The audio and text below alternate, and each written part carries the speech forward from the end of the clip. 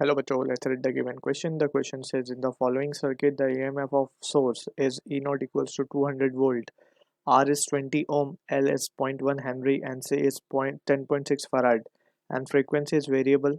Then the current at frequency F equals to 0 and F equals to infinity is option 1 0, 10 ampere, option 2 10 ampere, 0, option 3 10 ampere, 10 ampere, option 4 0, 0.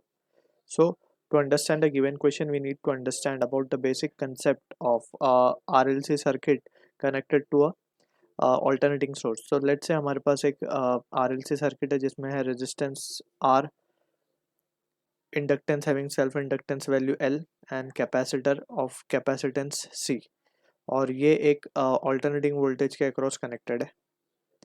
In that situation we can see कि किसी instant पे we are considering के current जो flow हो रहा है इसमें I naught sine omega T, तो वी कैन से कि जो पोटेंशियल ड्रॉप अक्रॉस आर होगा that can be written as V R, across inductor can be written as V L and across capacitor can be written as V सी.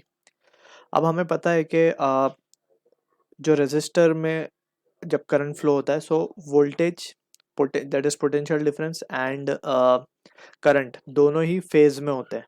सो अगर हम इसका phasor diagram बना लें so we can see let suppose along positive X axis we are representing the current. So इस तरफ अगर हम current show कर रहे हैं सो करंट के डायरेक्शन में ही पोटेंशियल होगा किसका, रजिस्टर का across resistance. We are taking the magnitude that is of V R, तो वो होगी वी नोट इंटू आर. ठीक, that is the peak value. अब बात करते हैं इंडक्टर, क्योंकि इंडक्टर में वोल्टेज लीड करता है करंट को, so it will be shown upward, it will be leading, that is V naught into L magnitude होगा इसका.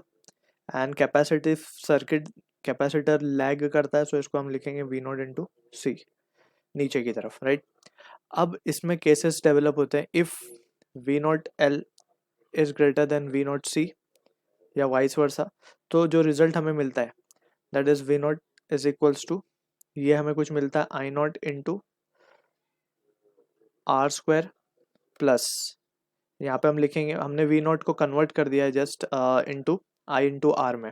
हमें पता है जो इंडक्टर है उसके जो ये रेजिस्टेंस ऑफर करेगा inductor that will be X L, जिसको हम इंडक्टिव रिएक्टेंस कहते हैं. और जब करंट कैपेसिटर के थ्रू फ्लो होगा so it will also offer some resistance जिसको हम एक्सी से डिनोट करते हैं, जिसे हम कैपेसिटिव रिएक्टेंस कहते हैं, राइट. और एक्सएल एक्सी की वैल्यू हमें पता है, एक्सएल हम लिख सकते हैं it is omega into L and X C can be written as 1 upon omega C. ठीक, from this situation we can say, अब ये जो रिलेशन हमें मिलने वाला था वो था वी नॉट और सब वी के टर्म्स में मिलता, तो हमने जस्ट वी को कन्वर्ट कर दिया आई के टर्म्स में.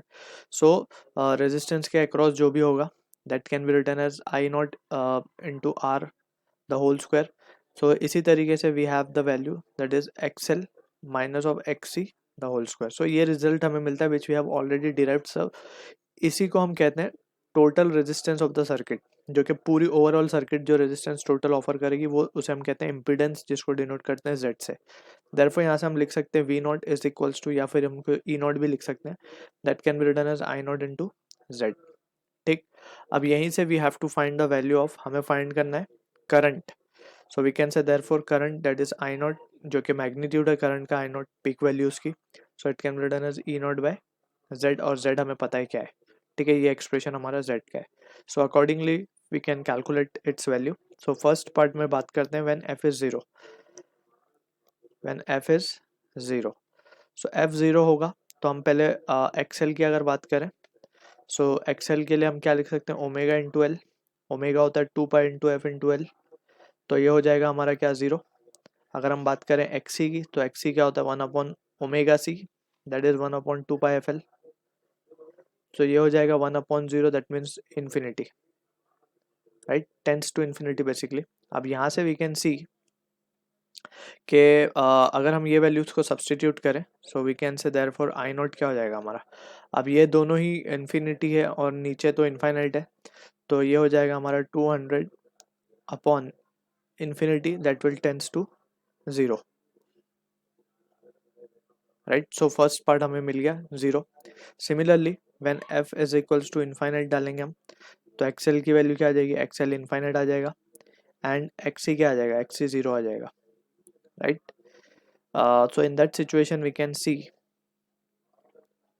कि अब हम क्या लिख सकते हैं आई नॉट को, आई नॉट क्या आएगा अभी 200 अपॉन आर की वैल्यू अगर हम देखें, दैट इज जेड की वैल्यू अगर हम देखें तो एक्सएल इनफाइनाइट है और एक्सी जीरो है, सो अगेन नीचे का टर्म इन्फिनिटी पे जा रहा है, so this will again tends to what, zero. So this is the answer to the question जो कि मैच होगा ऑप्शन 4 के साथ। I hope you understood the solution. All the best.